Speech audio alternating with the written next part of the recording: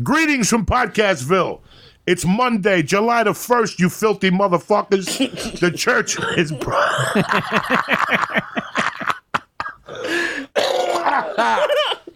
The church is brought to you by ZipRecruiter. Listen, I don't have to tell you, if you're a business owner, it's tough to find the right employees. It's tough. Too many applications, too many people calling you. You lose 22 hours of work and manpower trying to hire somebody. But listen, those days are over with. You know why? Because Uncle Joey's introducing you to ZipRecruiter. ZipRecruiter sends your job to over 100 of the web's leading job boards, but they don't stop there. With their powerful matching technology, ZipRecruiter scans thousands of resumes to find people with the right experience and invites them to apply for your job. Listen, like I said, hiring is challenging, but there's one place you could go to make hiring simple, fast, and smart. That's ZipRecruiter.com. What I'm doing is this. Right now, the church family can get ZipRecruiter for free. We're starting off the month with something free here, okay? Free, exclusive, at ZipRecruiter.com/church, CHURCH. That's ZipRecruiter.com/church, CHURCH, ZipRecruiter.com, the smartest way to hire. The church is also brought to you by Manscaped.com. Listen to me. It's July. You know, after September, you can't dress in white. After July 1st, you can't have hairy nuts, and your pussy can't look like a fucking bat cave. You understand me? You got to keep that fucking hair down. You got to trim. You got to look nice. Even the nutsack. Listen, I have little designs on my nutsack I make with Manscaped. That's how I roll. Uncle Joey's here to tell you not to cut your dick off to keep yourself nice, sharp, and clean. The suffering ends now. With Manscaped, you get it done without the fucking pain and anxiety. They got precision tools for the family jewels and the motherfucking love stick. You understand me? So what we're doing today is this. The church family gets 20% off your first order when you use code CHURCH at Manscaped.com. When you use code CHURCH at Manscaped.com. And if you order the perfect package, which is tremendous, it includes a crop preserver, a specially formulated deodorant so your balls don't stink like a skunk, and it also has the Reviver, a spritz that tones and refreshes your nutsack and your fucking love stick, and it keeps you nice and cool in these humid fucking days coming ahead. You understand me? Like I said, that's Manscaped.com. Use promo code CHURCH for 20% off your first order delivered to your house, and remember, keep your fucking nuts clean. Lee, kick this motherfucking mule. This is the first song Harvey's going to play at the court hearing. He's just going to put this on, and they're just going to crack. He's going to have entrance music like a UFC fight? He's going to have entrance music. On the church today is my little brother, the Agostino Zoida. What's happening, brother? Thank you for having me. What's happening with you? I've just been thinking about you lately, and I've been watching you. And you got your first headline week this week, and I wanted to celebrate it with you. Thank you. I'm very proud of you. I've known you for 10 years now. Yeah. You were just getting hair on your dick when I met you. And look at you, you're headlining, you're a big shot now. Look at you all going out and doing the town and shit. But it's weird because you made me think a lot about comedy. When you told me that you had gotten your first headline spot, I was like, I still remember getting my first feature spot. It was Labor Day, 1995. I was doing comedy 4 years. Was I ready? Fucking no. You know, I had featured bar shows and headline bar shows, but you're not official till you're in a club. Like, you could talk all this shit you want. I got 92 minutes. That's great. Unless the punchline hires you, you ain't shit. Yeah. You know what I'm saying? Like, yeah, little clubs will hire you to headline, and you're really not a headliner, but you're learning how to headline. Totally. You know, but I still remember getting my first nod to feature. I think I was more excited to feature than to headline. Like, the feature to me was everything. Like, it was everything. Featuring is fun, man. It's the best job on the fucking planet. There's no pressure. No pressure. You're right. Like you're on stage. I'm just sitting there eating dinner, watching you. I don't have to worry about it. I did my 20 and I had a blast. You practice. Yeah. That's all you're doing. As long as you know who you are before you go up on that stage and what your purpose is to that show. As a feature act, it'll make your life a lot easier. You know, there's a lot of comics that go up, one blow away the headline. No, you're not. You're just going to make an asshole of yourself. You're just going to work dirtier and filthier. But to get that first feature spot, like I stopped my life. Like, I was supposed to go back to Colorado and be a dad and be a fucking work at the sports betting service. They had already moved me up into an office with 3 guys. And when John Fox, who was booking the Comedy Underground, that's the first club ever to really feature me. I'm lying to you. The first club to really feature me was Joey's in Dearborn, Michigan, in Detroit. But it wasn't really, it was like a co-MC type deal. Like I was really an MC glorified. Like I got 20 minutes. It was a club that only did 2-man shows. Yeah. So I had already done time, and then he did feature me that summer. He featured me the summer of '94, but it was just a disaster. It was just a train wreck. Like why they didn't boo me? Really? I was like on a bombing streak. Like I was just on a bombing streak. How many nights? The weekend? The first time I featured at Joey's was Labor Day of '95. And I met Carol in Michigan. That's how I met the stripper girl that I fell in love with and stuff. And I was a feature that weekend, and it was just a disaster. I could be as honest as I can with you. I'm going to the room and going, I don't know if they're even going to let me. Like, I was waiting for the call in my hotel room. Like, it was that type of situation. Like, I'm waiting for the call for them to fire me. Yeah. Well, no, they let me go up on Friday, 2 shows. I was like, all right, we're halfway there. And then they let me go up on Saturday, and then Sunday they paid me. I was like, are you fucking kidding me? I fucking sucked. You know, it was $250. Yeah. You know, the feature then, it's the same money now. But in Seattle, like that was the reason why I made Seattle, I was so happy about Seattle because it was considered an A club. It was really considered one of the top clubs in the country because of the contest. So in an A club is when you're really, really, really a feature. Now I'm legitimized. Like now it's over. Now they can't stop me type deal. Yeah. And when I did the Seattle club, I was a little better. I had improved a lot that summer just by living in Seattle and doubling my spots and being more comfortable on stage. So, but I got $250. I'll never forget it. And they mailed you a check. Took a month. Yeah. Took a month. I've a done month those. to get a check from John Fox. A month for $250. And he'd give you an advance of $50 only on Thursday. So you got a check for $200. Everybody was paying $50 a spot to feature then. It was fucking brutal. Why do you think it went bad? You just weren't funny? Like you're saying that it went awful? Just wasn't ready. You know, listen, I don't think I was ready. But then again, I don't think anybody else was ready. Do you know what I'm saying? When you get thrown up there the first time, you're probably getting thrown up there because somebody didn't show up. It's not because of your own merit. You're in a good position, like you were there. Yeah. You were there at the wrong right place at the right time. Yeah. You know what I'm saying? You want me to what? How much time you got? And in your mind, your ego is like 20. I got a strong 20. Okay, you got fucking 8. You know, you got 8, and you still got 12 more to go. But that's, as much as I don't like seeing that happen to comics, that's what needs to happen from time to time to bring you need reality checks. You need reality checks to give you. If not, you just go up there and you do great every night. You think it's that easy to be a comic? Dog, I've been doing comedy 28 years. I still get reality checks every once in a while. I get off the stage and go, I got to have a long talk with myself if I want to continue doing this shit. That is unacceptable. So I'm interested because I know there's a lot of young comics who listen to this, and I had a situation happen this week, and I don't know if I made the right decision, and I've been asking people. I got asked to do a bar show, and they said, do you want to headline and do 30 to 45? And I'm nowhere near being a headliner, and I think, to be honest, if I did every joke I ever wrote, I might have 25. Might, if I did every joke I ever wrote. So my initial reaction was, I said, listen, I don't mind going up last, but I don't have 30 to 45. I have about 20 to 25 tops. And she said, fine, I'm still doing it. But I wasn't sure, should I have just said, yes, I'll do it and try to do it? Or is it better to be honest with people when they ask you to do it? I'd rather be honest. Yeah. Honesty has always worked for me.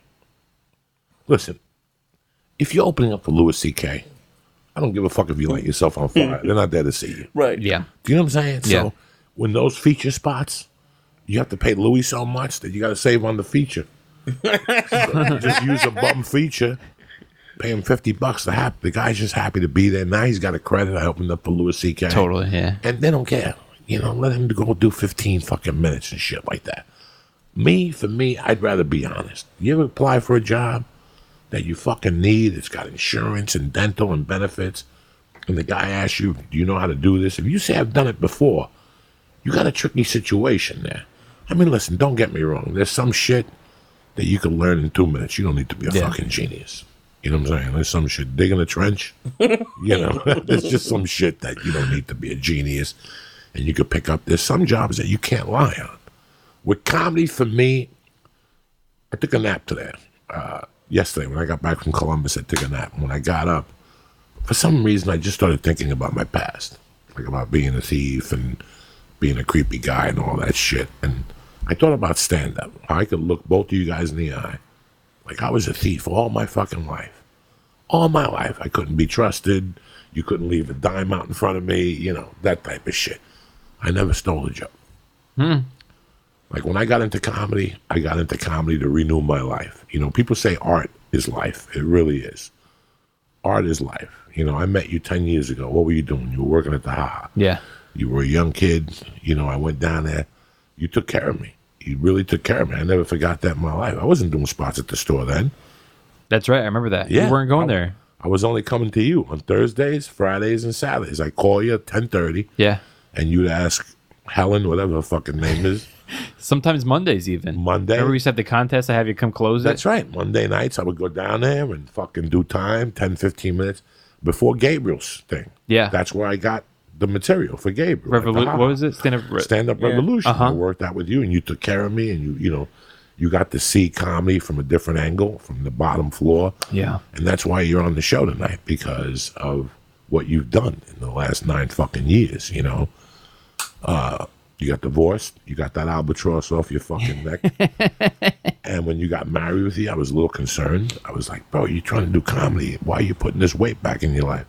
But she's turned out to be a great partner for you. Right. She's very understanding. A lot of women, in the beginning, comedy's great. He's so funny. Oh, my God. But I don't see Jen at fucking bars with you or nothing, so you eliminated that. Yeah. If Jen was at shows with you, like at the Comedy Store, I'd have to pull you aside and say something to you. Yeah. But you handle your business by yourself. And she gets it too. Like, I just got to go down there and do my thing. She totally gets it. It's so weird how I love when people come to the Comedy Store to see me. But I have friends that call me and go, can I ride down with you? And I really don't like that. And I'm to the point, like, Lee, I don't mind. But because I can talk to Lee in the car. Yeah. Lee doesn't have to bother me. Lee will just look out the fucking window. Yeah, I used to go with you all the time. Yeah. God damn it. I like it because I don't have to get a spot. I can just go with the paid regular. Yeah. And park in the lot. That's disgusting. That is tremendous. That is really, really. I told the joke about this on stage. This is great. Wait till you smell this. I don't smell it. All right, you'll smell it. This is going to creep through your... Even if you had a congested fucking... I can't wait. Karma's going to get you. Karma's going to get like a My 600-Pound Life guy one day on a plane, and you're going to be stranded on the tarmac. That's your karma. One day he's gonna... That's fucking you, cocksucker. No, fuck you. I smelled one of your little Jew farts one time. Yeah, I did one fart to get you back, and you're like... It was hummus, and God knows what was in that lizard meat. And... I fart all day, and I get here and I have no farts. Okay, that's your fucking problem. You got to save your farts and condense them like I do. You gotta put them in the fucking back clip. Anyway. Yeah. So why don't you like people to go down there with you? Because you're focusing. Yeah. You're focusing. You're driving. You're thinking of material to say. I don't even put the fucking radio on. On the way down, I don't listen to the radio. It's all in my head, just thinking about shit. I have an idea. Before I leave, I write something down, but it's not really. It's just a little roadmap to have in my head. The percentages of you doing better. Looking over your material before you go on stage, you get higher percentage of doing better if you look over your material. Everybody knows that. It's funny. Diaz said something this Wednesday on the podcast that really made a lot of sense. And I got a lot of emails of it. I got a lot of calls about it. It was a very funny line. And I thought about what he said. He said that there's actually comics. There's comedians that actually think about what they're going to say before they go on stage, And that's a confusing line for a lot of young comics. Like, they're like, what the fuck are you talking about? Everybody always says to look over your material, to have your set list, you know what I'm saying? And I thought about what he said. I talked to Rogan about it. Me and Rogan were laughing about that line. He's like, oh my God, that was such, because Mike, One by One podcast, put it on whatever. And it was just him talking about, they look at their fucking iPhones, and you just have to think, you shouldn't think about it. And it's really true. And it worked for me this weekend in Columbus. Don't think about it. It should be organic. Mm-hmm. I have a route. I always make it as organic as I can when I go on stage because I have a route I'm going to take. I just fuck it up on purpose.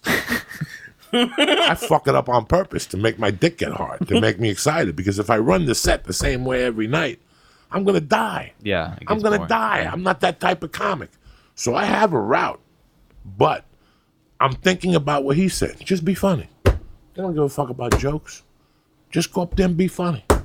And you know what? I wrote like 5 jokes this week because I kept it light in my mind. You weren't so kept to your script. Yeah. So And that's always been the case. Whenever I stick to my script, I eat a bag of dicks. That's so interesting. Eat a bag of dicks. Whenever I stick to my script, I eat a bag of dicks. It's not organic. It's not organic. Yeah. I have a route. Look at it. I'm going to go to the Comedy Store tonight. I'm going to take the fucking Laurel Canyon and hook a right on Sunset and go to the Comedy Store, right? But I go up to Laurel Canyon, and there's 2 Priuses that crashed against each other. And there's an electrical fire, and I can't get through. What do? You hire a helicopter? No, you make a U-turn, and you go down 2 blocks past the school. What's the high school? The expensive one on Laurel Canyon where it costs money to go, Denzel's kids. Oh, yeah, I don't know the name. It starts with a C or something like that. Yeah. And you get Right by the boxing place, right? And you get on the 101 South. Right or wrong? Yeah. You take an alternate exit. Uh-huh. So the same thing happens for your material. If you go up there and those first 3 fucking jokes that you brilliantly wrote don't work, talk about your day. Get away from that material and then slide back into it. I just said this to someone about you the other day, is that you're never as dangerous as when you're not working on something. And what I mean by that is, like, when you're working on something, you have something coming up, like, you're very scripted. You personally, I've noticed that when you don't have anything coming up, No, that's the most. you're the most dangerous. I don't want to. That's why I don't ever want to shoot a special again. Like with Netflix, Yeah, don't ever want to shoot a special. you gotta you're just like, I don't have anything to prepare for. You can just do whatever the fuck you want. Like, that's when you're at your best. Yeah, no, I don't want to ever do a special. I don't ever want to be put in that box again. That's how it's either you or the happened- priest I'm was like fucking yeah, huge. Huge. I'm 0-2 with specials because I had to be confined to something in my mind. I confined it myself, to be honest with you. Nobody confined me. Yeah. I could blame whoever the fuck I want. Nobody confined me. I tried to become a stand-up comic, and I forgot about who the fuck I was. And I didn't realize it till when I got on the plane back from Vegas after the Netflix special. I never used that material again. That wasn't even my material. Yeah, that was weird. You didn't even do both shows. You didn't do your material. Do you know what I'm Yeah. saying? Like, I've never really done that material again. Like, it's just done. Like, I was so sick of feeling like that. I was so sick of feeling like a stand-up comic about to go on stage. I had a friend years ago that went on Letterman, and I saw what they would put him through. Not Letterman, The Tonight Show. What The Tonight Show would put him through. And I decided, like my 4th year of comedy, I don't want to be on Letterman or The Tonight Show. Like, I knew it. Even a couple months ago, they were looking for edgier comics for The Tonight Show. They put Robert Kelly on. Oh, yeah. A bunch of people were making tapes. I didn't make a tape. I don't ever want to be in that position. Were you approached to? One guy asked me, you should make a tape. They're looking for edgier comics on Leno, on whatever that is, the other show. I just didn't want to. Yeah. I just don't ever want to work in those restraints no more. I'm too old. I'm too set in my ways. I want to work the way I work in the original. If I don't work like that across the country, people shouldn't pay to come see me. That's the way they want to see me work, how I work at the store. No predetermined nothing. Just go out there and be a fucking savage.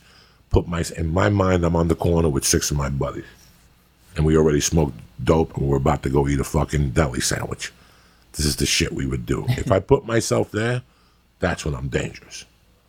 That's when I'm dangerous. Once that leg goes back, I'm the fucking quarterback from New England. Once his right Tom leg Brady. goes back, you're done. Yeah. Don't let that right leg go back for more than 3 seconds. That's a touchdown. Yeah.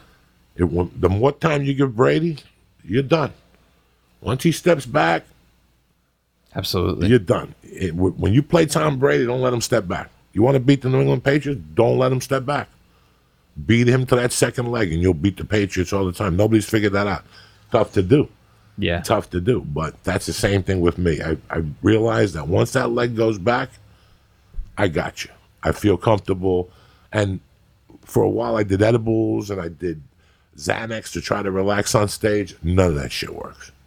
I don't want to be relaxed on stage. I want to be up there like an animal. When I get those anxiety and panic attacks now, I just breathe through. Yeah. Fuck it. Fuck it. Fuck it. I was just talking about this with a guest on my podcast recently. We're talking about like not being under any influence when you're on stage, and a lot of people do it for the nerves before they go on stage. But to me, I've never been in the habit. I mean, you've known me a long time. I don't do anything before I go on stage. There's nothing better than the feeling of just being on stage and nothing else substituting it. You know, if I want to feel that moment. I like smoking pot and going on stage.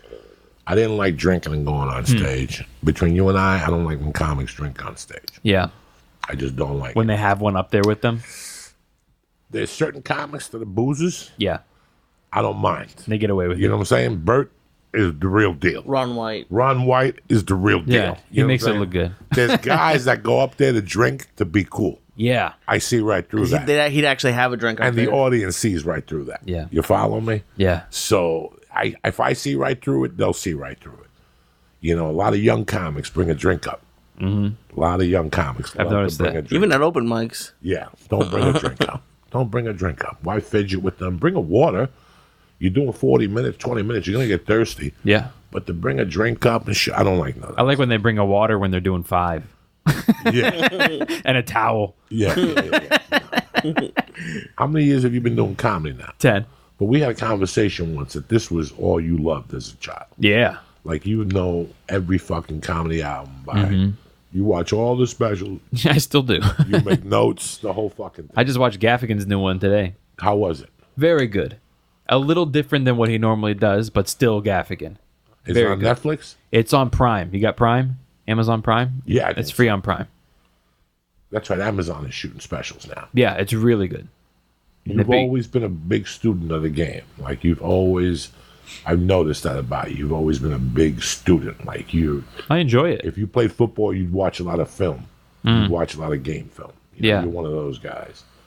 And now to see that you're headlining, I mean, I'm happy for you. I'm Thank you. genuinely happy for you. When I thought about booking this week, I go, oh, that's right. Yeah, I saw it on Twitter the other day that you're going to be on and whatever. And I go, you know what? I want to celebrate them and bring them on because I know. What do you think of your journey so far, this 10 years? I think it's just the beginning. I think that, you get into little moments of like, man, this is so hard. And I think I haven't seen anything yet. I think that it's just the beginning and I'm starting a new chapter and I'm going to go through the challenges of that. And I'm going to start hitting things of, that's one of the cool things about being a feature. As we said, there's no pressure. And now you're going to start feeling the pressure of ticket sales. Before, I could just show up, and if it didn't sell out, I'm like, that's on the headliner. But for right now, don't worry about ticket sales. Yeah. For right now, for your next 2 years, just or 3 years, you're going to still feature a lot. And then this year, you're going to headline twice. Mm-hmm. Next year, you'll headline 5 times. Next year, you'll go into a club with me on Friday and Saturday, but you'll headline Thursday. Right. You know what I'm saying? And you'll get 22 people. Who cares? Yeah. Just learn how to headline. Right. That's something that I didn't know how to do. I didn't learn how to headline till I was a headliner 5 years in or something like that. That's when I actually put time into learning how to headline. Anybody could do 40 minutes. That's what we're lied to. Oh, you can just go up there and do 40 minutes. No, it's not 40 minutes. It's got to be crafted. You have to know when to pull back, when to attack. Yeah. They drop tabs. When they drop the checks. That's a complete different world. There's so many variables that you have to learn how to work around. And then after you suck 200 bags of dicks as a headliner, like I did, then you remember I started headlining in 2005. Like once I got the longest yard, that bumped me up automatically. So a bunch of A-rooms headlined me, so I was done with featuring. The only person I would feature for was Rogan. That was it. You don't want me as a headliner, I'm not working. That's the next decision you make.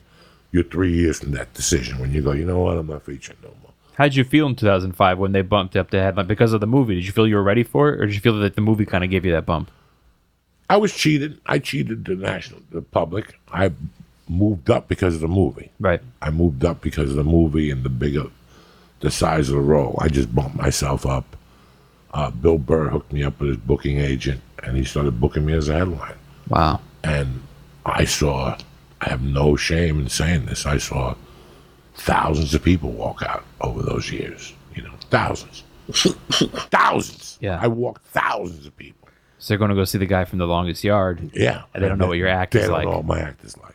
Especially then, when I was doing coke and I was really unorthodox, and 30% of my, 25 minutes of my material was cocaine.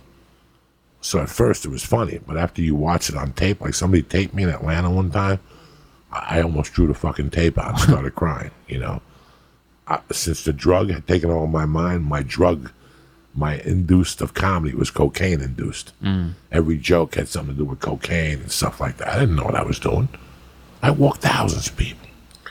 Because of they were offended, or because they didn't like your material? Like, they just didn't find it funny? From 2005, 2004. Then it got to the point where I was going in on Thursday or Wednesday for Rogan, and me and Ari would co-headline, and we'd get 22 people. And there'd be one guy that'd go crazy over us. We love you more than Joe Rogan, that type of shit. You know, I'm not going to see him. I'm coming to see you guys, There was that type of shit. But I say from 2006, from 2004 to 2011, I was just doing 45 minutes. That's it. I was just doing 45 minutes. People were walking out because the material was obnoxious. The material wasn't good. I was very R-rated. I was just big and fat. I was sweaty. There'd be puddles under my chest. It was just a gross scene. It was just when I snorted coke, I would sweat a lot. Like, I would sweat just coming up here. You would see me. Yeah. Right now, I'd be sweating. My body, I did so much blow, was set at a temperature that I was always sweating. And you didn't do blow before you performed, so it was always from the night before. Always from the night before, or just whatever was going on in my body out. then. Yeah, I don't sweat like that anymore on stage. I did, whatever I did in New Orleans was hot. In humid places, I sweat, but not like that. But from 2004 to 2010 or 11, it was just a horror show. And I got cleaned up from coke in 2007, and I started caring a little more, And then when I thought about, because there was about 2 years I thought about quitting. From 2009 to 2011, I was ready to hang up the gloves. Not because I was angry or nothing. I didn't think it was for me. I just didn't think it was for me. I didn't think I had the aptitude to become a headliner. I didn't want to put the time in anymore.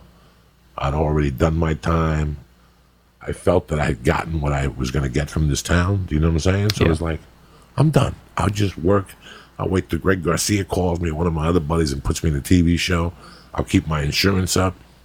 Wow. And I'll get a day job. That's what I was thinking about doing. You were going to stay in California, though? Yeah, I was going to stay in the Valley. And then when I moved up here and I wasn't going to the store no more, I said, I have to do something with my life. So I made a promise to myself that I would drive. I didn't tell this to anybody. I would drive to the Irvine Improv on Thursday nights or whenever a comic got in, and I would park in the back, and I would go through the front, and I would talk to a couple of door guys or whatever. They knew who I was. And if they were sold out, I would sit at the comics table. Yeah. And I would watch the headline, and I wouldn't say anything to the headline. I would just run out before the show ended, get in my car, and leave. Just watching the show? Just watched. I just wanted to watch headliners and learn. I watched Ralphie for 2 nights, and that was amazing. I mean, I stayed around for him. He was my friend. I didn't do guest spots. I didn't ask him for guest spots. I just wanted to see headliners. The guy that opened my eyes the most at that time was Greg Giraldo. Watching Greg that weekend. I think I went on Wednesday, and I went again on Sunday. And watching Greg really, really let me know that I was fucking up as a headliner. And I went to see Burr. I went to see everybody. I went to see everybody I could, A couple women. I forget who I went to see. Eliza. Okay. I went down there and saw Eliza do 45 or 50. I didn't say nothing to anybody. I wasn't allowed, I wasn't going to the store. I really wasn't doing a lot of comedy. I would only open up for Rogan. I would book a couple weekends on my own. to make a few bucks during the week. I'd book a couple one-nighters, but I wasn't killing myself. I wasn't taking planes, is what I'm trying to say. But I basically went down there and watched how the hell. And I was doing comedy, 17 years at that point. 15 years or something. Wow. So looking back, like when you guys were talking about, like you jumped the line a little bit with the movie. Do you wish that you had said, no, let me feature a little bit more? No. No? No. You know, when I went to Alberto Crane for jiu-jitsu, I wasn't even close to being a blue belt. I'm still not. I'm still a horrible blue belt. Sometimes when you push somebody, they see it a little faster.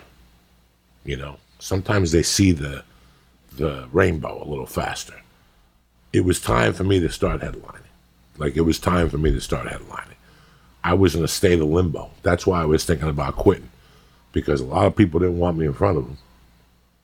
Do you know what I'm saying? Like, there wasn't. Okay. I couldn't call an improv and go, "Can you book me as a feature?" Because the headliner would complain. The headliner, whoever it was, would say, "I don't want to follow him all weekend."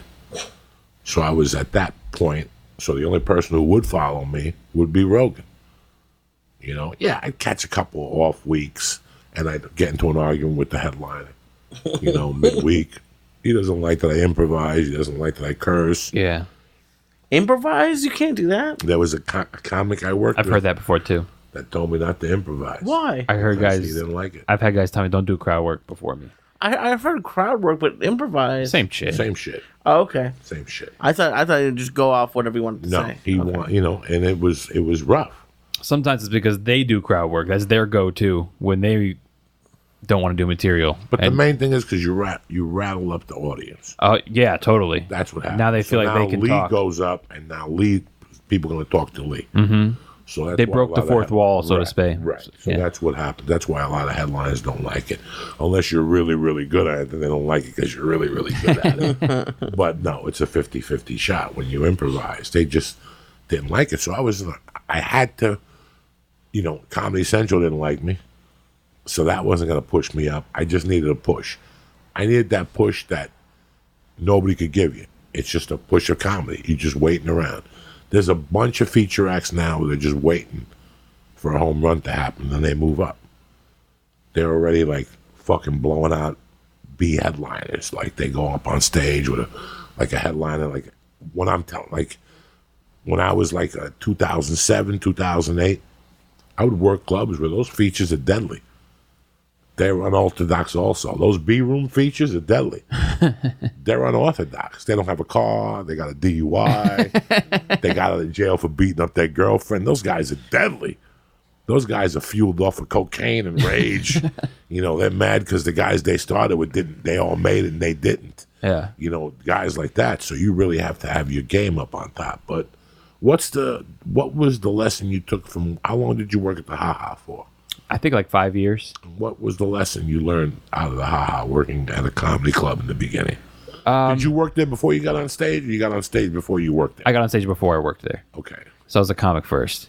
I learned many things. I learned a lot what not to do also. You learn things, like you see comics do stuff, and I see what pissed the owners off that the comics did, so I know how to be respectful when I go to a club. I think when you work at a comedy club, you have an upper hand when you start to go to comedy clubs, because I hear the door guys at the store all the time complain that some comic walks past them and just goes like, "Yo, I'm a comic," you know, and that's rude. And those are the guys that are going to put you up on Mondays, you know. So I learned that when because I worked the door, you walk up and you go, "Hey, I'm Lee. Nice to meet you. I'm a comic. What's your name? Cool, man. Nice to meet you. Can I hang out for a little bit?" Like, you know what I mean? I learned little things like that. And then obviously watching the comics. Did you ask a lot of headliner questions? Did you? Because when I worked at a comedy club, I asked questions. Mm-hmm. See, I worked in a comedy club and I didn't have the balls to get up on stage. Yeah. That was the final test to see if I wanted to do comedy. I'm very, anal also. So I went to a comedy club and got a job for like 9 months. I started as a door guy, then I became a sound guy, and then I was the door guy combination, sound guy combination, bar back. Yeah. And they were running me ragged, but to me, it was an education because I got to ask questions. That's all I did. I just asked the headliner if I could get one question out of the headliner that made my job, the $200 a week they paid me or whatever they paid me, worth its while. I would ask road questions about booking. Are you ever scared? The biggest fear is what you're about to go through right now. In the next 3 years, like I said, this year you'll headline twice. Next year you'll headline 4 times. But then the following year, if you do your work correctly, you'll headline 10 times.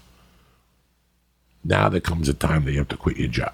Mm-hmm. Like you have to, and that's one of the hardest things for a comic.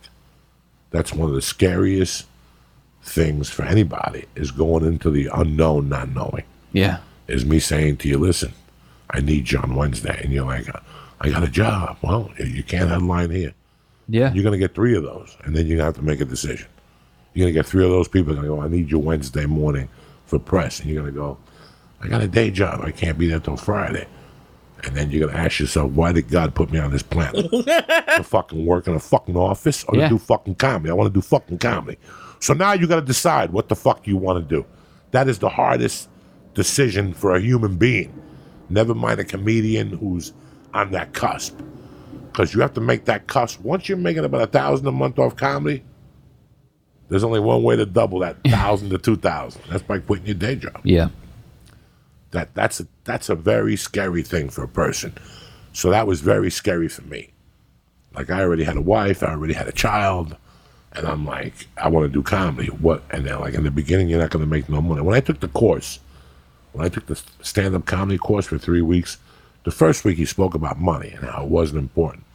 But he also gave us a chart of what they were paying you in comedy clubs in 1980 and what they were paying you in comedy clubs in 1990. and then people left the class. In 1980, an MC got $1,500 a week in a plane ticket. Wow. What? A featurette got That's pretty good. $2,500 a week in a plane ticket. Like a headliner got like $1,500 and a headliner, $2,500 and a headliner got like $5,000 a week. I've heard that before. Yeah, I've asked MCs those questions. There were people like the comic strip in El Paso. He wanted to be an aspiring comic. He couldn't make it as a comic. He didn't want to put the work in. I mean, he's a great guy, Bart. I'm not saying nothing bad about him. But Bart told me these stories that he would just come up to the comedy store with a notebook with a calendar. And as you got off stage, you go, Lee, come here. Here's a plane ticket. Wow. What are you doing October 12th to the 16th? Nothing. You're in El Paso with me. Wow. The Agostino, what are you doing? And he would just give you a plane ticket. In those days, MCs got plane tickets. So the boom was in 85 or something, and then it crashed. When I got into it, people were saying, don't get into comedy. It's really bad now. Yeah. Don't get into it. It's the downtime. Don't get into it. I just wanted to be happy. I didn't get into it because of downs or the stock market or the Dow was up. I got into it because I needed something to fill the voids in my life. I just needed something, Yeah. Don't get into comedy right now, but by the time you were going to get paid anyway, it wasn't going to be nowhere near that era. So, but I remember Jeff Harms, the guy I took to teach, who I'm very grateful to today, for teaching that class for $33. Wow. $33. And then the last week you had to do 3 minutes in front of him.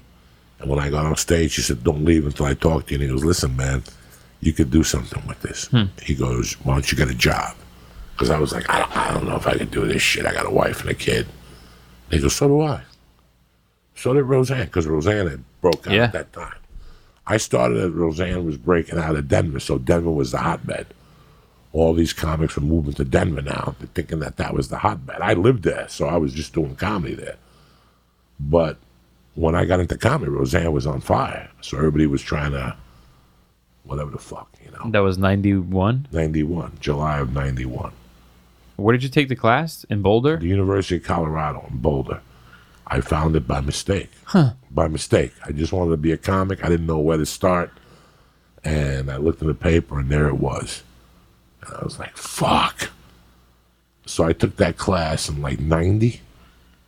And I didn't get on stage till 91. Damn. I think I took that class April of 90. Yeah, April of 90. It took me a year. What month in 91 did you get on stage? Do you remember? July or June. I think it's June 18th or July 18th, one of those. It's July because it was football season. And the next day I got on stage on a Tuesday, and a guy named Bill Bauer, and another guy that committed suicide, great guy in Denver, asked me to do the Denver Broncos training camp in Greeley. So my second gig ever was doing 5 minutes in front of a bunch of rookies from the Broncos. And it didn't go well. Was that first one a mic or a show? The first one was a Comedy Works on a Tuesday. I went to the Comedy Works and got on stage legitimately. How'd you get on? Comedy Works? It's not an open mic? Yeah, Tuesday Oh, it was nights. open mic. Tuesday It was night, open 3 mic. minutes. Yeah. That's funny. I started on a Tuesday too because Yeah, I started at the Hollywood Improv. That was my first time ever on stage because they have mics still every Tuesday. What were you doing for work then? Nothing. I was collecting unemployment. I got fired from my mall job, and I was like 20, and I just stopped working, and I was collecting unemployment. And I was like, you know what? I've always wanted to start stand-up, so this is a perfect time. And I just went up there. How did you feel on the drive back from the Improv? I felt incredible. I felt great. I mean, not because I did well, but because I just felt like this huge accomplishment. I was so blinded by my feeling of accomplishment that I thought I did well. And then the second time I went on stage, I ate a bag of dicks. Like, I actually realized, like, I'm not that good. You know, I love when when people say to me, hey, I want to get into comedy. What do I do first? I always say get on stage. Get on stage. Just get on stage. Don't sit there and write. I love when people go, I'm writing, I'm getting it together, I'm putting it together. You lost. I'm putting a set together. That's what I did. You know, for a year and a half, I was putting a set together. I wasn't doing nothing. Yeah. Every time I'd open a notebook, I'd cry like a little pussy. Really? You know? Yeah, I would cry. The notebook would boo me. Like, like I would open up the notebook and they would go boo right from the beginning, and I would close it like it was a fucking horror show. Yeah.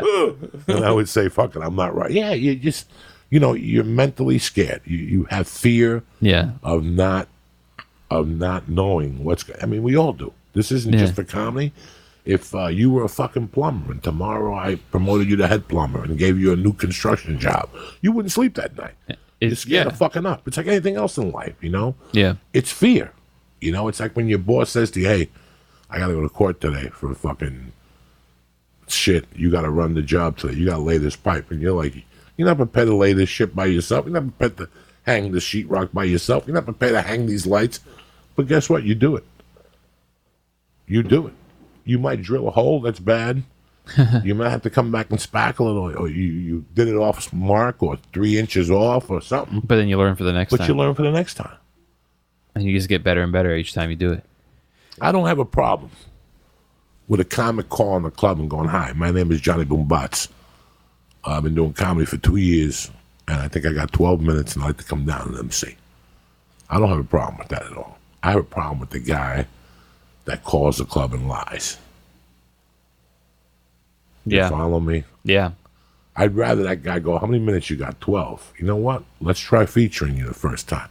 I won't give you feature money. I'll give you MC plus, and you just come and try it. You're never going to know you can lift 300 pounds till you try to lift 300 pounds. So that's, this is a... But don't lie and say I've lifted it before. Don't fucking set up a showcase with Mitzi Shaw when you're doing comedy 2.5 years. And go in there and expect it, because that's why most comics don't do comedy where they're from.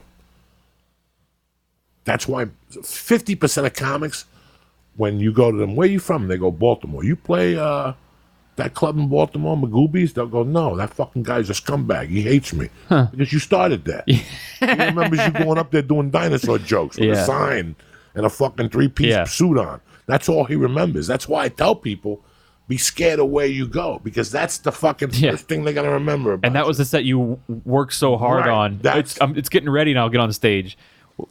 When you get on stage and you do it for the first time, that set, you're never going to say it again.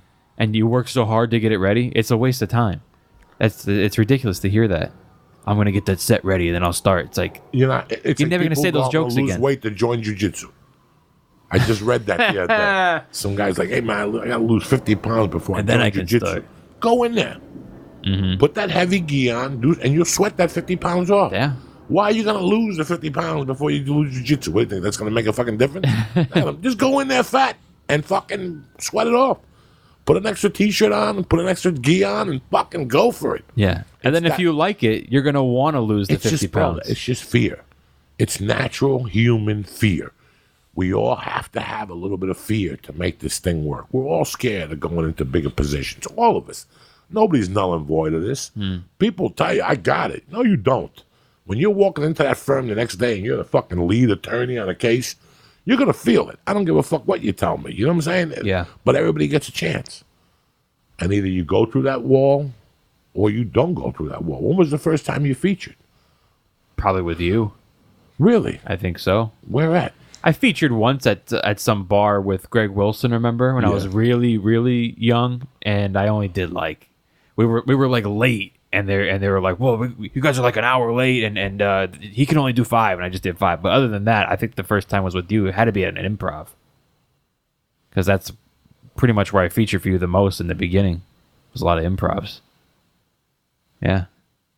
Was it hard for you to climb out of the open mic pit? You went from being an open mic to a feature, right? Or you emceed a lot. I emceed with you, I think, a little bit too. I emceed with you a little bit before I featured. I didn't like emceeing, but you know, everybody tells you that's what you got to do. You got to work your way up to feature. I didn't MC very often, very much. I think I went to feature pretty soon. I think working at a comedy club had a lot to do with that. I learned pretty quick. I got a lot of stage time. I had a lot of material. You got up every night when you worked there? Not on the shows. I got up every single day at the open mic, and then during the week I get up every night. How can you describe your journey for people? What do you think so far after 10 years? Man, peaks and valleys, you know. It's so weird how when you're having a bad month or week, that you feel like it's over. It's so weird. I don't know. I've done a bunch of things, jobs, my whole life, and there's nothing else like that. When you're having a bad week or month, you feel like that's it. It's over. You're done. Everything else, you just feel like, it's a bad week. It's bad. But this really feels horrible. I mean, it's a journey. You know, you constantly talking to yourself and going like, oh, what do you care about what that guy's doing? And you know it's wrong to look at other comics and compare it to yourself. But then there's a little person inside of you going, well, how come that fucking guy gets up every week at the store and I don't? You know what I mean? Like, you can't help it. There's just so much emotion and thank God we have so much podcasts now. It's never been, I don't think it's ever been, I don't want to say easier, but to start stand-up, an audience has never been more educated on stand-up because of podcasts. Like, you know what you're going into. There wasn't podcasts when I started. No one was telling us this. Like, bro, there's going to be hard times. No one was saying that. You just went in. That first time I went up on stage, afterward, I asked the guy who was working at the improv, and I was like, so what next? Like, I remember saying that to him. So what do I do next? And he's like, what do you mean? I'm like, how do I get on? When I first started, Juice was big. Comedy Juice was just blowing up. And the improv had the posters, Comedy Juice, all over the wall. And I'd be like, how do I get on that? And the guy was like, bro, today was your first day? Give it a breather. You know. But I think of a lot of comics today, they got podcasts, like, you know, and now I know how. That's why I say this is just the beginning. I'm sure I think that I've hit hard times, but I don't think I've hit anything yet. Like, there's going to be just as much as there are going to be highs, there's going to be lows. So in the last 10 years, that's I think I'm building thick skin and getting ready for it. You know, when you make the conscious decision to be a musician. Mm-hmm. When you make the conscious decision that you want to be an artist, that you want to do stand-up, that you want to do something that's not in the realm of everybody else. You know what I mean? Like, yeah, most people go to college, they come out, they graduate, they get a fucking job. And that's what they do. And I'm fine with that. You know what I'm saying? They become doctors, lawyers, whatever. When you make the conscious decision to go, you know what, man, I love music so much. I'm going to teach the guitar in the daytime, or the bass, or the drums to you know, help my income. Like, instead of driving Uber, yeah, I could teach the guitar, you know, or teach the bass. And eventually I'll get enough kids in there to cover my nut. And then you do the band, you know, you do the band thing. But once you make a decision, this is what I want people to know, that a lot of people don't know. Once you jump into music, art, I don't care, just not the daily grind. Which I'm not saying is bad either. I'm not putting anybody down. What I'm trying to state is, once you get into that world of arts, you know, when you go to prison and you come out, if you look deep enough, you could get a handicap sticker. When you go to prison, you come out and say you're disabled because you can't get a job because you're a felon. And they'll disable you, and they'll give you $800 a month, and they'll find you a fucking, what do you call those? Lower, Section 8. Section 8 apartment. And they'll do all that for you. When we get on stage, or we throw mud at that first picture, or we play the guitar, you go into a different category of human being. I don't know if you know this. You become a different category of a human being. So what applies for different human beings doesn't apply for you. That's why that girl sleeps in her car, even though she's broke and she does comedy. That's why Kennison and Carl LeBeau would walk from Westwood to the comedy store in Sunset and eat the fruit for the drinks. You know, what makes people do that? You know, what makes Duff and 4 other guys live in a garage and do music? Normal people don't do that. Yeah. If your mother comes over, she'll go, Lee, get up. What are you doing living in a fucking office with 5 guys, eating cereal and drinking fucking whiskey? That's what you're living off of. Because your dream is that you don't give a fuck. I gained 418 pounds. I didn't give a fuck about my health because my dream was you don't become like normal people. You're not that normal no more. You become, how many doctors are there? How many lawyers are there? How many stand-up comics are there? Not too many. So there's something wrong with us. Disqualifies us. There's something wrong. So it pertains to normal human beings, doesn't pertain to us. People must look at us and go, you did what? You drove to Michigan for $250? Yeah. Well, who would do that?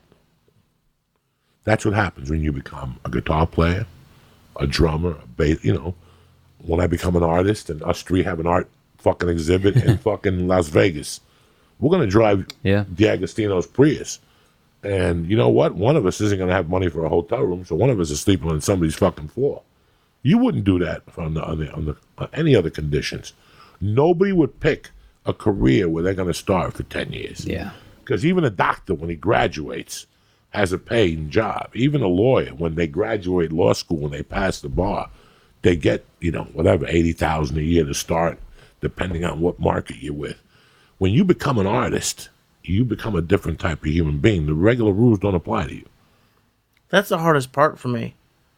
Like, from school to any job I had, you always said, what's next? You always kind of know what's next.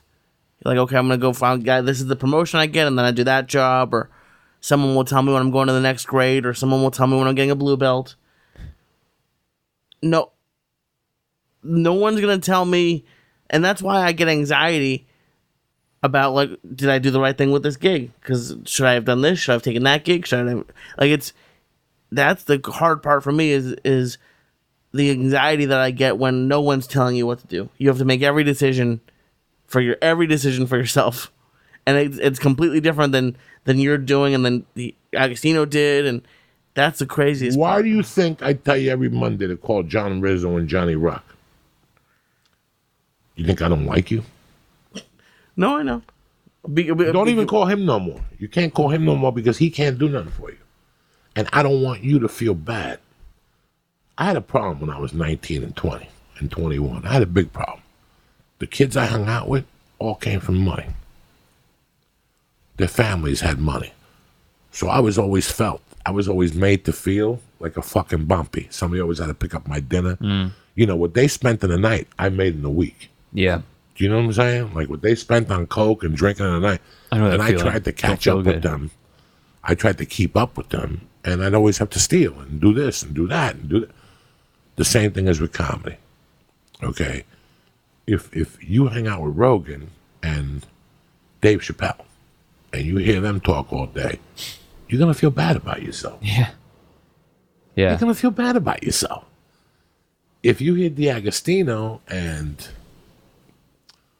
Steve Simone talk all day, they're your friends, they love you, but you're going to feel weird about them. They talk about managers, they talk about agents, they talk about auditions, they talk about showcasing for Montreal, they talk about things that, so right away, it makes your psyche want to speed up the process. It makes your psyche make you feel so bad. There. I got to get there. This is why I tell you every Monday, call Johnny Rock, call Rizzo, get the fuck out of here. Get the fuck out of Hollywood.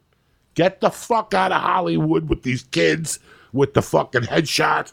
Go to the Mexican bars. Learn how to do comedy. Learn how to go down there and for them and for you to go, I'm here, and them to go, there's a Dodger game on. Go have a margarita and wait for the Dodger game to finish. You know, this is why I tell you, to get a dose of realism. To get a dose of realism. Because every open micer in L.A., whether he tells you or not, they'll all tell you the same shit. I don't want to be rich and famous. I don't want to be a... Then why are you doing this? Why are you at Barney's Beanery? You know. Why are you sleeping in your fucking... You following me? Yeah. So it always puts that pressure on you. I don't ever want you to hang out with people that you can't... They can't... You get lost in the... What's that movie that came out? Lost in the... Translation? Yeah. You get lost in translation.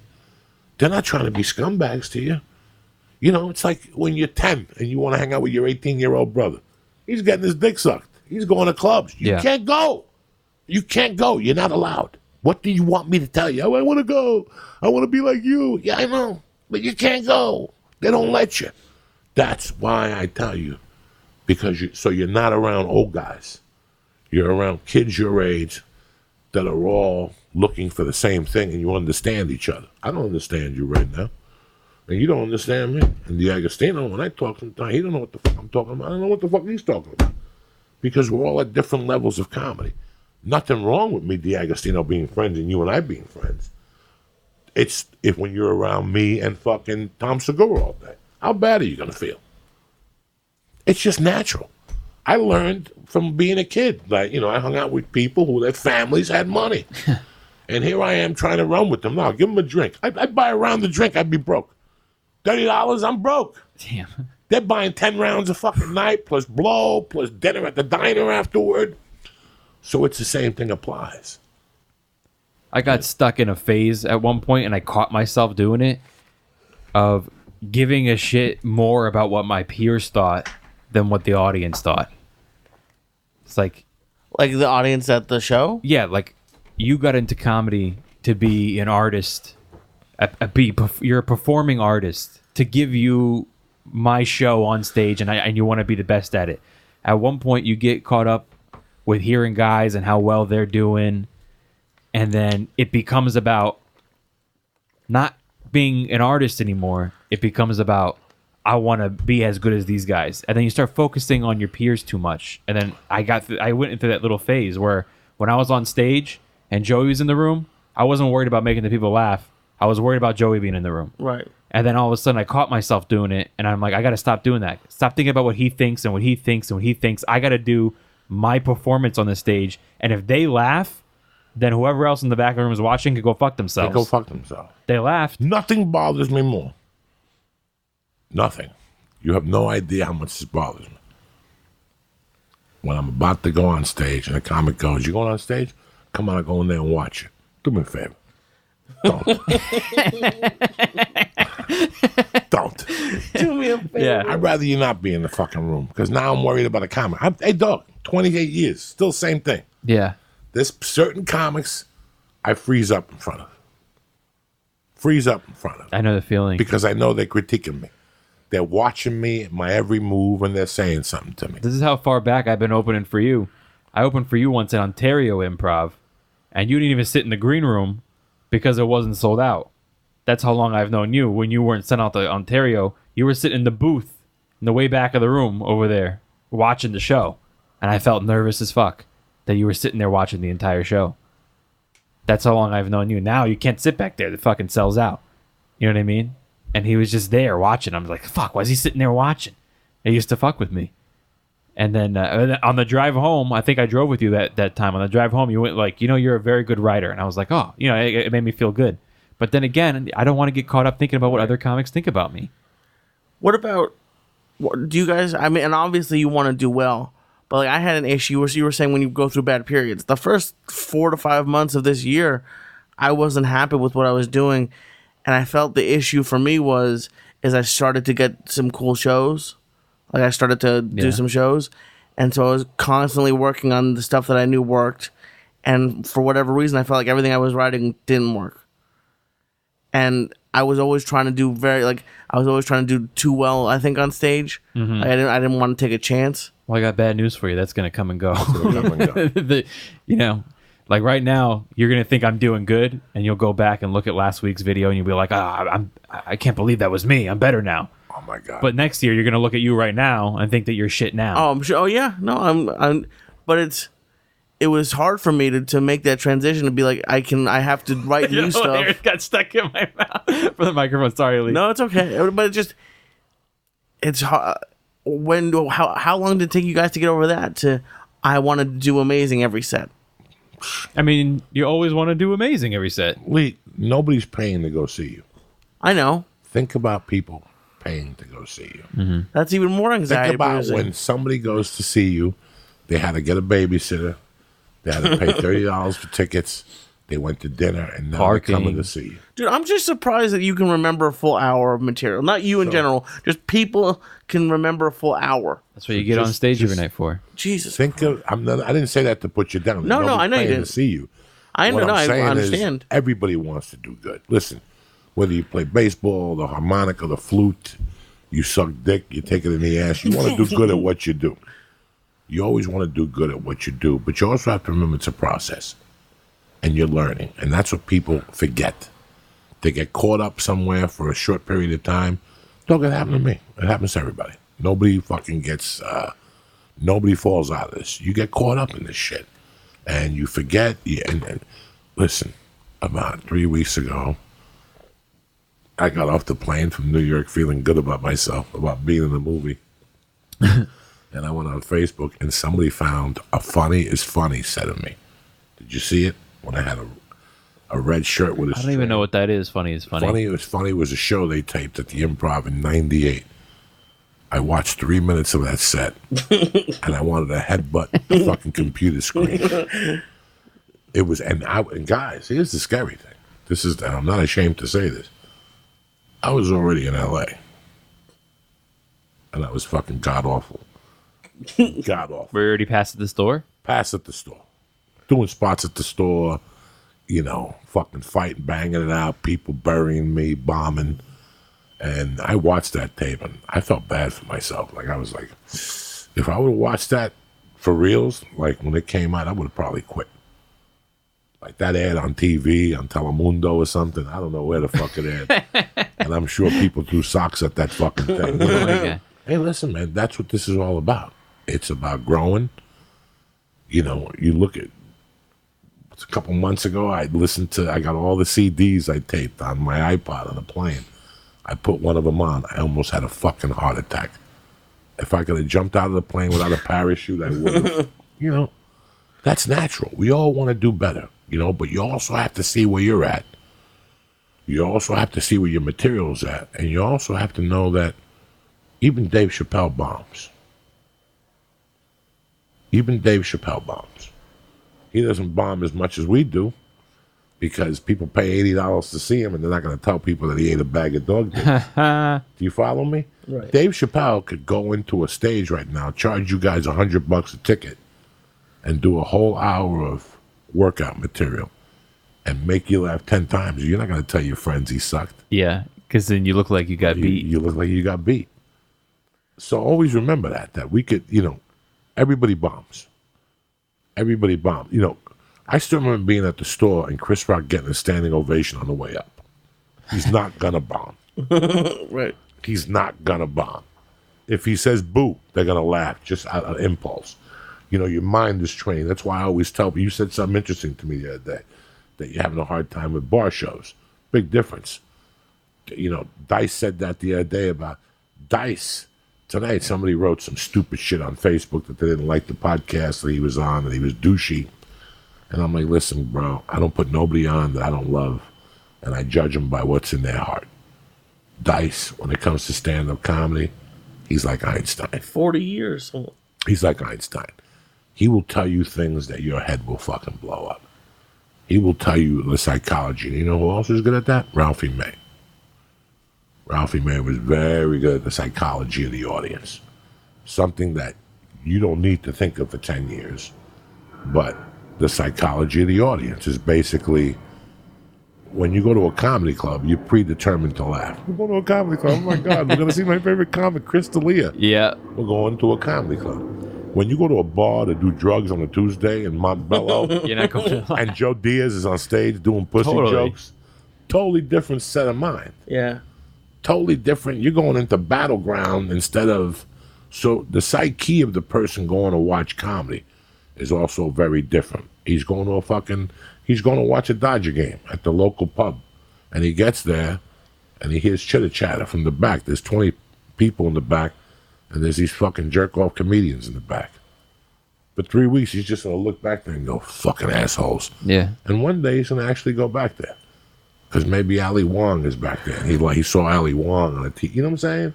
So you have to win people over. So the psyche of the person going to watch comedy, when you go into these places to do comedy, I don't want you to think about it as a young comic, and I'm talking a young comic up to 7 years, 10 years. You don't have to think about the psyche of the audience.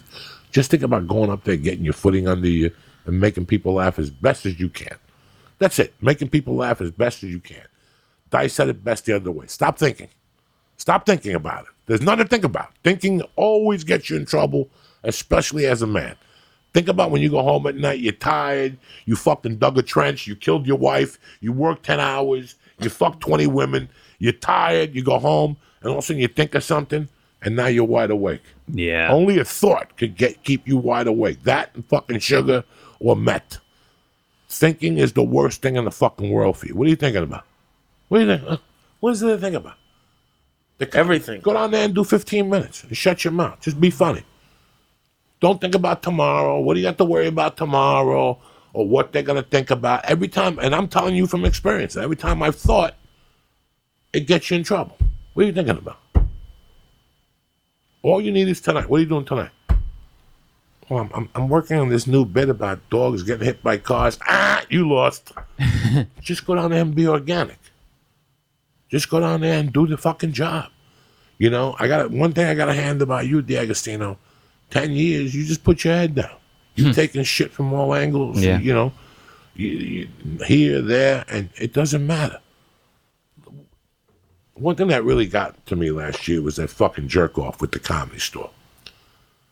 If you go into the Comedy Store and Mitzi Shore hates you and throws you out, do you think you're done with comedy? No.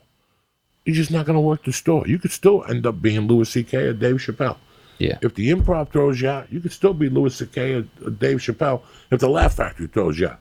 If the Funny Bone throws you out and bans you from the Funny Bone chain, you could still be Louis C.K. or Dave Chappelle. And if the Improvs throw you out, you could still... There's no excuses if you really want it. If you really want it, there's no excuses. Yeah. You know. Look at Louis C.K. got fired from every network he had business with. It hasn't even stopped him. Like, he found a way to still get on stage and work out when nobody wants him. When it comes to comics, I'll tell you who's doing the work and who's not. I'll tell you because I've been there. I know what it is to do the work. I know what it is to do the work. And then there's a difference between doing the work and working smarter. So for my first 3 years, I did the work. Once I saw Leguizamo and I went back to Colorado, I started working smarter. And that's when you start improving in leaps and bounds. That's where the improvement comes. Every 90 days, you're like, I got a new 5 minutes. I fucking did this. I tried a new joke in the middle of my set. I opened up with my closer. Wait till you start forcing yourself to do that. Open up with your closer and take whatever's coming to you like a man. That's great. I've done that for years. On those dribble runs, open up with your closer and take what's coming to you. Take the beating. Take the fifth. It's like sitting down and somebody smacking you with a glove. They don't really smack you with their hand. They just backhand you like the French. Yeah. That's what those are. For an hour. Open up with your closer and take a chance. And see where you end up. Those are my favorite fucking spots. That's what I miss about Denver. There you go. Disgusting. Wait till you smell that. I'm not going to smell any of this. I'm going to throw the tiramisu in your face. It's going into your clothes. Yeah, I'll give you $1,000 if you throw that tiramisu in his face right now. Smell that. No. Take a whiff. Take a whiff of that animal. Disgusting. You're breathing it already. It's already going into your lungs. What's the difference? Yeah, that's probably why I got asthma. Yeah, you got that DNA. Yeah. Years. No, he had bronchitis. Now he's got asthma.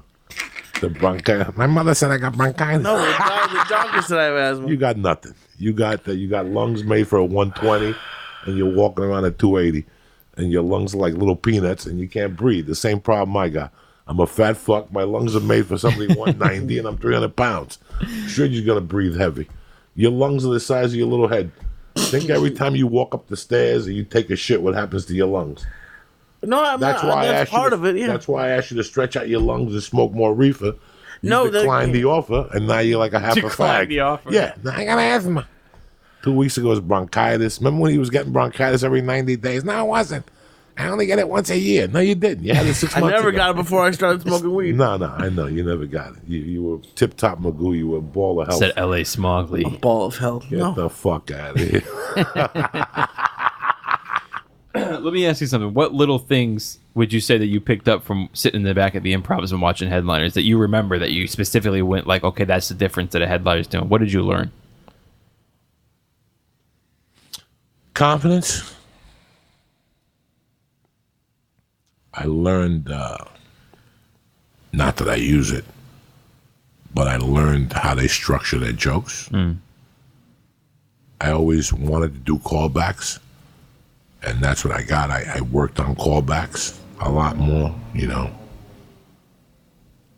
And I just learned how to be a headliner.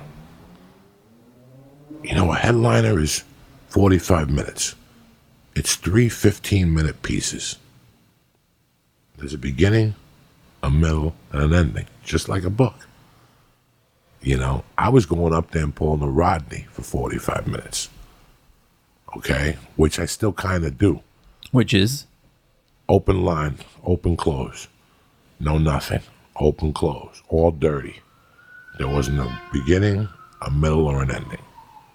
Everything has a beginning, a middle, and an ending. Mm-hmm. And that's what I got out of it. And that was at the 15-year mark. All right, I'm doing comedy, 20-something years?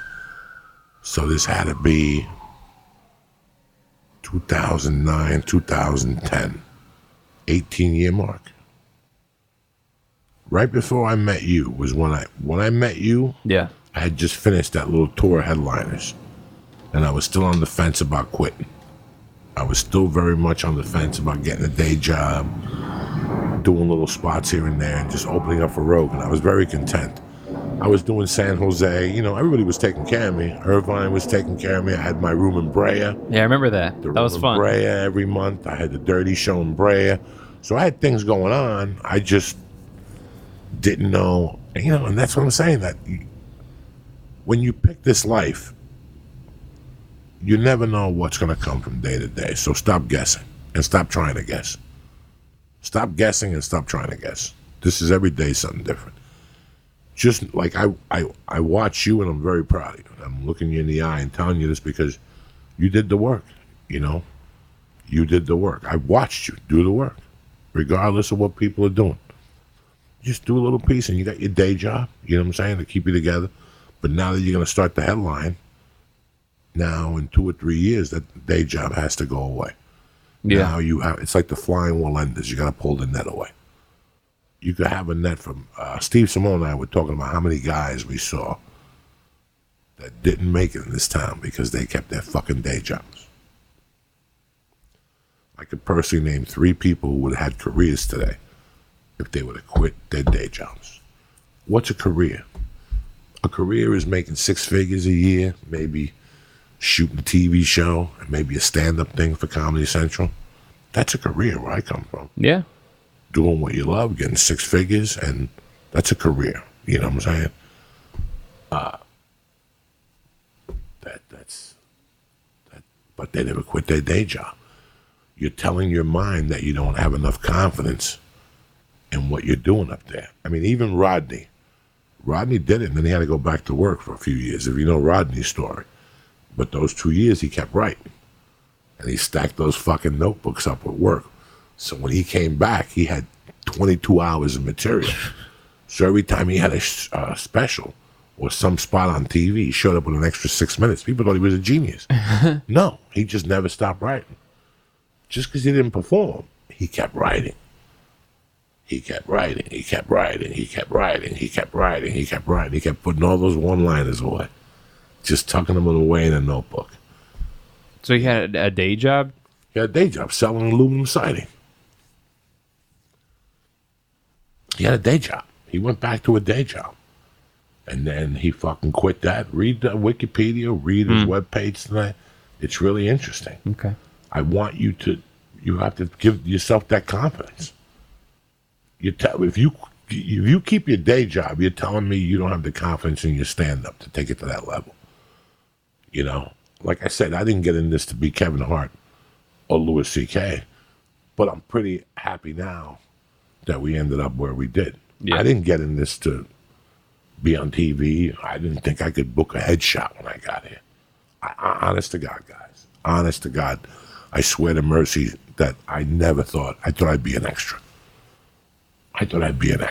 So this is just one of these fucking, and like I said in the beginning, life is art. It's the same thing. Life is art. You're going to have struggles. People are going to come and go, When you have a day job, right? This 3 weeks, you don't sell no insurance. You quit? No, you're going through a cold spell, bro. Maybe you're not reading the pitch right. Maybe you're going off the pitch and you're not asking them to buy. Maybe you're talking too much instead of focusing on the close. Everything has an answer. I think I've had discussions with both of you that I've been on a bombing streak. There's times I go on a bombing streak. And what do? You quit? No. It's like when you're a baseball player and you go 0 for 15. They don't bench you. They know that eventually you're going to get your eye back. Yeah, it's so weird. That's a crazy one to me. Is that baseball, you're like an all-star if you fail 7 out of 10 times. 300 is the best you can hope for in hitting. If I bombed 7 out of 10 times, I don't know if I'd be a comic. Yeah, you would. Really? Because maybe those 3 times you got standing ovations and somebody died in the audience. Okay. You know what I'm saying? Yeah. Man, last time I went to a Lisa Syatt show, I got a diabetic seizure, and the guy next to me just died of a heart attack. That'd be pretty exciting. Last time I went to see him, he bombed. Yeah, but last time I went to see him, he killed the motherfucker. But also, don't you enjoy what you're doing, regardless if you would you just quit if you had 7 bombs in a row? Or don't you like being a comic? You didn't do it to be the best in the world. You did it because you enjoy it. I enjoy going on stage, trying something I don't know what's going to happen, and seeing why it didn't work, and then fixing it up and put it Absolutely. back. I enjoy it. I enjoy the fail. It's part of it. It's fun. That's the job. To me, I'm still at a place now where I used to get upset with myself if I bombed at an open mic, which isn't even really a thing. But I don't know if I'd quit if I bombed 7 times in a row.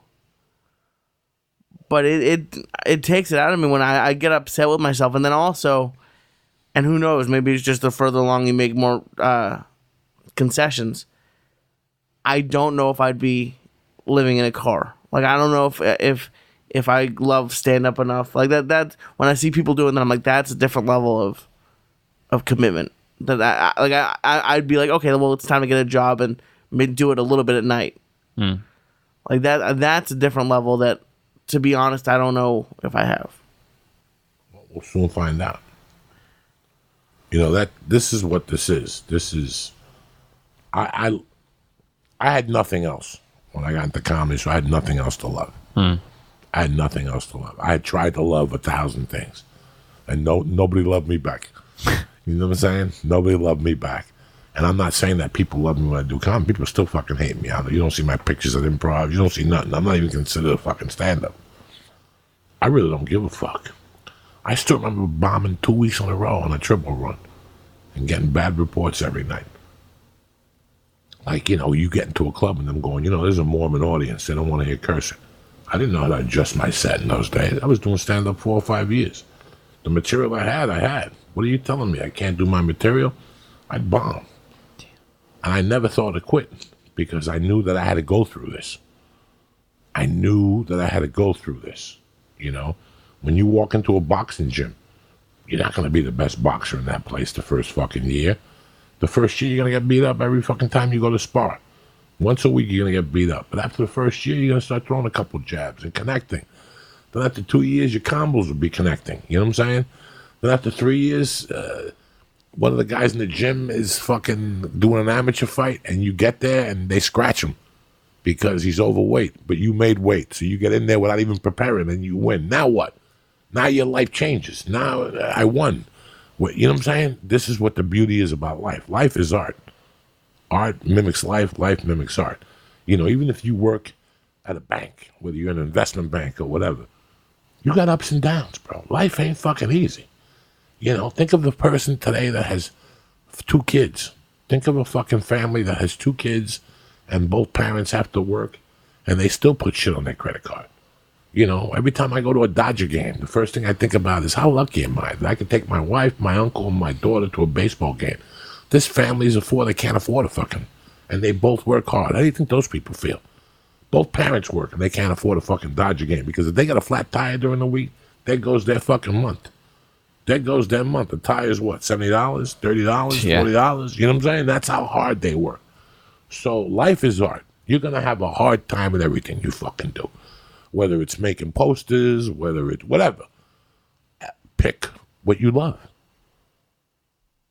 It's all going to suck. Yeah. So you might as well pick what you love. I hated work. Listen, let's get it on the. I hated going to work. Hate it. I'll take the job. Oh yeah, I'll take it. I'll take it for 3 weeks. And then on a Thursday, when that person says, "No, I don't want to buy," and they hang up on you, and you're like, "God damn it, I've only made $280 this week. What the fuck? I could make $280 in one night selling coke." I would quit. I never gave it a chance. This is the only thing I didn't quit. Yeah. Was it hard for you to start asking for money for stand-up? Or that wasn't an issue? When I got into stand-up, I knew there was no money. Right, no, I understand that. I asked questions. So everybody that told me, I put it in my mind that the first 10 years, I'm not making a dime. I had it already set. That for 10 years, I'm not making any money. I don't want to make no money. I don't even want to think about it. I didn't want to think about it. Because money is what ruins you with comedy.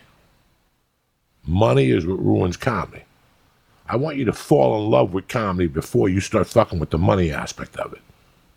Because if you really love comedy, the money won't mean nothing to you. You're just happy that you're doing it. What? They're paying me what? 20 and all the sushi I could eat? And an open bar? Hell yeah. And a hotel room. I'm going. Right. I'm going. And if you don't do it, somebody else will. And you lose the stage time. Yeah. You know, there was a lady in Seattle, Laura Crocker. God rest her soul. She's dead. Fuck her. But she was a booker when I was up there, and she managed Josh Wolf. She didn't like me. She booked all these rooms, and she didn't like me. But I didn't like her either. So I would call her up every Wednesday and go, "Can I do a showcase?" She had like 22 rooms. I would call her every week and say, "Can I do a showcase there?" And there was nothing she could say to me. She'd go, "Yeah, you could do it." I wasn't getting paid. I was better than all 3 comics that she had paid. I was better than the headline of the feature and the MC she paid. I didn't let it bother me. I looked at that as a spot. So I don't have to go to fucking the fourth wall and pay them $5. It's a spot. I didn't care that she didn't pay me. I didn't give a Frenchman's fuck. Guess what?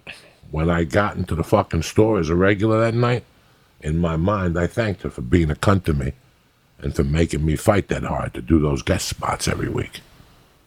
Do you know what I'm saying? Yeah. So if you're getting into comedy, this is why so many people get into podcasting and quit, and so many people get into comedy and quit, because they think this is abundance of money. Listen, guys, if you're getting into a podcast today to make money, you got a better chance of Ubering. Got a better chance of Ubering. You do a podcast because you want to do it from your heart. You enjoy getting your message out there. The same thing with stand-up. When you get into stand-up, I've seen all the guys that were concerned with money. All of them. So wait a second. You do the Comedy Story night for $15? You're a sap. I did the home brewery last week for $50. Great. Yeah. Do it for $50. What do you want from me? You made 35 more than me. But you do that one gig Good for once you. every Yeah. 3 months. Good for you. Good for you. And when you're in town, we don't see you. I didn't worry about money, and I had child support. I had a cocaine problem. I had rent. I had 1,000 things. And I didn't worry about money. The money will come. If God wants me to have the money on the 29th of the month, I'll get a call saying, go to the Ha and pick up 500. You're opening up for Maz Jobrani this weekend. And if you put the work in, to whatever career you're in love with, I guarantee, like right now with your situation, Okay. in about a year or two, you're going to have to quit to start headlining. If you go out every night, write every day, and believe in what you're doing, I guarantee you, as a man, that you will make your nut every month. I will make that promise to anybody who listens to that podcast. If you go into something blind that you really love, and you really put the work into it, every day, 9 to 10 at night, I guarantee you'll make your nut, whether it's $1,500 a month or $4,000 a month. You know how I know? Because I've been there. And that's when I was doing blow. That's before I was doing, do you understand me? That's when I really had problems. That's when I was snorting $300 a week. Remember, my drug bill a month used to be $2,000 a month. Damn. And I was making $15 spots. So don't come to me with none of your fucking stories. But I knew that every month I did the work. Every month I did the work. And every month I go like, fuck. What am I going to tell Terry? It's the 20th and rent doesn't even look like it's coming in my future. Damn. And on the 25th, I get a call from Schubert or somebody going, hey. And you're like, you hang up the phone and you're like, I get it now. But if you quit your day job and you put 100% in, I'm not talking about going to the coffee shop in the daytime and hanging with your fucking loser buddies and talking about, well, Ron Jeselnik's special wasn't any good. It was overrated. You're not going nowhere. You might as well hang yourself. Yeah. You might as well pull a Brody Stevens. You're not going nowhere. But if you, like the way I was working in Seattle, like me, Josh, and fucking Brody, the way we were working in Seattle, we were making a living. I was paying rent every month. I was making $100 a set. So I don't know what you're talking about. 50s. Yeah. I was getting 25 from Donna Richards on Friday to host an AB base. But at the end of the month, if you put the work in, you will make your nut and then some.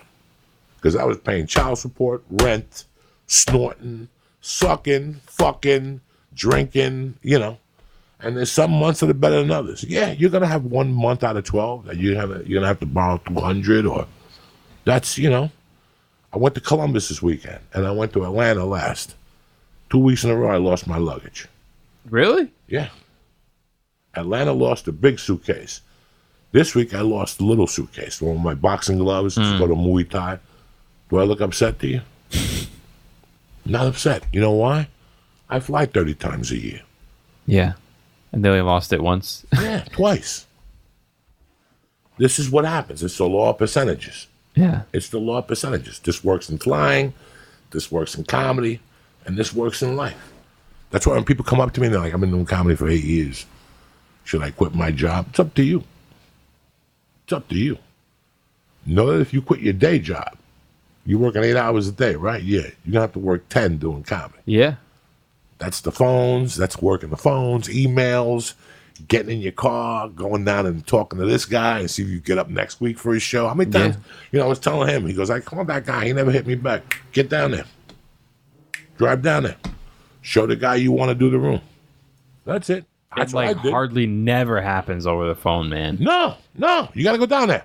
It sounds crazy, but 90% of the gigs I Gotta get go down there. is because he was like, dude.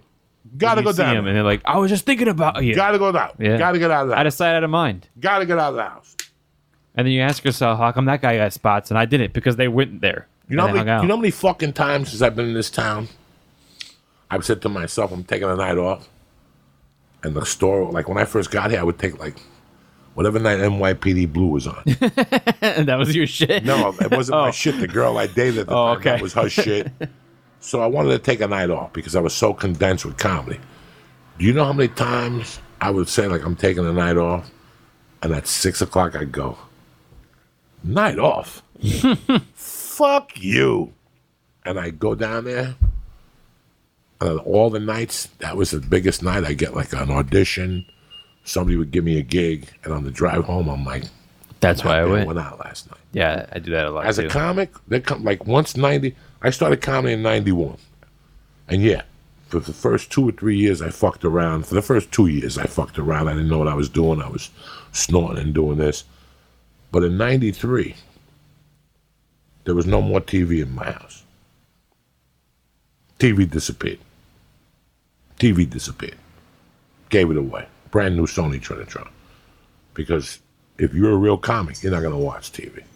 You're not going to binge watch TV. You're not going to watch Game of Thrones. When you're a real comic, you don't watch dick. Those first 10 years, those first 12 years, you don't do nothing. I don't do nothing those my first 12 years. Nothing. I didn't know anything. Baseball, football, I didn't know nothing. I didn't know about sports. I lost touch with everything. All I thought about, especially when I got here. When I got here, I really turned it on because I knew this was the major leagues. This ain't the minor leagues. This ain't AAA ball. This ain't AA ball. This ain't single A ball. This is hardball. This is real fucking ball here. And you got to turn it up. I didn't know nothing about staying in. Staying in. My wife left October of 91. And from the night my wife left till 2004, I never stayed in. I'm not saying I drank every night. I'm not saying that I partied every night. I'm telling you that I did not stay in every night. Because even if I didn't have a spot, I went to see the headliner. Mm-hmm. One of the nights. Like, even if I didn't have a spot, like we were talking about being an open micer, how Sunday through Thursday, you have a lot of action. Then on the weekends, you have nothing.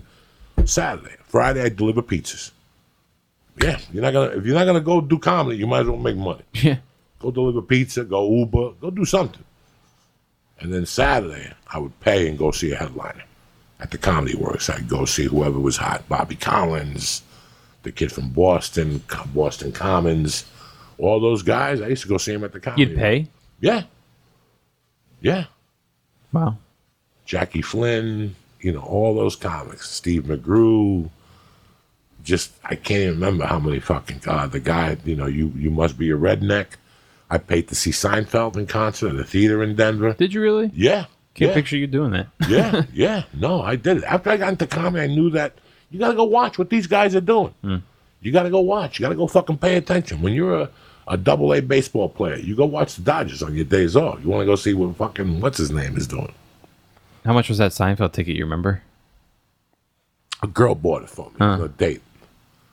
I told the girl I really wanted to go, and I got her a job, and she got her first check, and to repay me. Oh, okay. She paid for the ticket. I had a really good time, and Seinfeld was clean, and whatever the fuck it was. Did you like him? Yeah, I always liked Seinfeld. He had a joke about how does a hair crawl up the wall in the shower. That's my favorite joke of his. You ever take a shower and there's a hair right across from you? Yeah. How does it climb up the wall? You know what I'm saying? I was fucking dying. I loved all that shit. Agostino, I want to tell you I'm really proud of you. Thank you. Keep doing what you're doing. Obviously, it's working. What's the name of your podcast? Homeschooled. Like a motherfucker. And you have a website and everything? Yeah, homeschoolledpod.com or also augustinocomedian.com. Same thing. Listen, guys, I know a lot of you just came out to support me in Minneapolis. It's 4th of July weekend. You're going to watch fireworks on Thursday night, Friday, Saturday, and Sunday? Friday, Saturday, and Sunday. Friday, Saturday, and Sunday. The He's going to 5th be through the the 7th. Mall of America. If you're not doing anything, there's a personal fucking friend of mine. I love him to death. He's a hard worker. He's like my little brother. He covered my ass years ago when I was doing spots at the store. I'm very proud of you. Thank I'm you. very happy that you're headlining, and I wish this is the beginning of great things for you, man. I appreciate it. Thank you very much for being on. Any other dates you got? Right now, that's it. Just those. Let's just focus on those right now. Yeah. Focus on those. It's like me. I'm just focusing on the motherfucking rec room this Friday night in Huntington Beach. Friday, first show sold out. Second show, it's myself and Kate Quigley and my man, little gay Ian. I love that little gay guy. He's awesome. I haven't seen him in a while. Haven't seen him in a while I either. haven't seen him in a while, but he's going to host for me. And then July 10th through the 12th, I'm at the motherfucking Charlotte Comedy Zone with my main man out of fucking Louisville, Brad Lanning. That's my dog out of Louisville. I love him to death. And that's it, and that's that. It's 4th of July week, but we want to give you a little something to start off your fucking Monday morning with. Real quick, I want to read a little message from our sponsors, and I'll let you go out and get your fucking fireworks. I'm very upset. They confiscated $50,000 worth of fireworks in a ship today in Southern California that were coming my way. I was in the Blow Up Please building. I was going to buy a quarter stick of dynamite, but they fucked it up. And that's it, and that's that. But number one, listen, hiring is hard. You know, hiring is a challenge. It's hard to find qualified candidates. It takes a long time, too many applicants, blah, blah, blah, blah, blah, blah. Listen, ZipRecruiter makes it easier, all right? But there's one place where you could go. Multiple job sites, stacks of resumes, confusing review process. But today, hiring can be easy, and only you have to go to one place to get it done, and that's ZipRecruiter.com/church, okay? ZipRecruiter sends your job to over 100 of the web's leading job boards, but they don't stop there. As applicants come in, ZipRecruiter analyzes each one, and spotlights the top candidates so you never miss a great match. ZipRecruiter is so effective that 4 out of 5 employers who post on ZipRecruiter get a quality candidate through that site. Are you ready for this? Within 1 day. 1 day. No more stacks of paperwork. No more phone ringing off the hook. No more 20 hours to find the right guy. Within 24 hours, ZipRecruiter will find the perfect applicant for you. And right now, the church family can try ZipRecruiter for free, gratis, niente per te, right now. Go to ZipRecruiter.com/church, CHURCH. That's ZipRecruiter.com/church. ZipRecruiter, the smartest way to hire. The church is also brought to you by Manscaped. I don't know how many fucking times I'm going to leave town when I get itchy balls, and I go to reach down, and I got like split ends on my dick, like the split ends on my hair, like I'm supposed to condition my ball hair. And I feel bad because I always forget to condition your ball hair and the hair above your dick so it gets split ends, it gets dry. Fuck that shit. Use Manscaped. Trim that shit off. You want your dick to look like a fucking Marine. You understand me? With Manscaped, you will not cut your dick off, fucko. The suffering ends today. No anxiety, no nothing. They got precision tools for the family jewels. Manscaped has redesigned the electric razor. Their invention is called the Lawn Mower, a handheld razor with skin-safe technology so it won't nick or snag your fucking nutsack or your love pole, because you got to go easy on what the Lord gave you. This bad boy will leave you smooth, clean, and guess what? It's pain-free. Plus, Manscaped is rechargeable, easy to hold, so you can get into all the nooks and crannies. Manscaped will get your fucking bag of death looking like a fucking model. You know what I'm saying? You could comb your little ball head to the side, and look tremendous. And I'm going to let you in on a little secret. If you trim the hedges, the tree will look a lot taller. So what the fuck are you waiting for? Go to manscaped.com right now and get everything you need to make your dick and your balls shine and keep your dick looking pretty fucking good, too. If this is the first time you're going to go to Manscaped, do me a favor. Consider getting the perfect package. It comes with the lawn mower and a safety razor plus the crop preserver, especially formulated deodorant, so your balls don't stink. I got it on right now. If I take a whiff, it smells like tiramisu. And the Reviver, a spritz that tones your nutsacks and refreshes your dick and your love pole to keep you nice and fucking cool in these summer months with the humidity and whatnot. So do me a favor. Again, the church family gets 20% off your first order when you use promo code CHURCH at manscaped.com. Listen, don't let another summer go by and you not get your dick sucked because it smells like a fucking jungle down there. If you want to get your dick sucked, you want to pull that bean out like Louis C.K. and you want it to look good. Maybe if Louis C.K. had Manscaped, he wouldn't be in all the trouble he's in right now. You understand me? So go right now to manscaped.com. And if you order the perfect package, they'll throw in a free travel bag when you use promo code CHURCH. That's manscaped.com. Use promo code CHURCH for 20% off your first order. Keep your balls clean, your dick nice and smooth, and you won't have Louis C.K. type problems. You know what I'm saying? And that's it, and that's that. Don't forget the Rec Room Friday, 10 o'clock show. And then Charlotte, the Comedy Zone, July 10th to the 12th. I love you, motherfuckers. We'll see you Wednesday morning. Tip-top Magoo, ready to fucking go. Kick this motherfucking mule, Lee.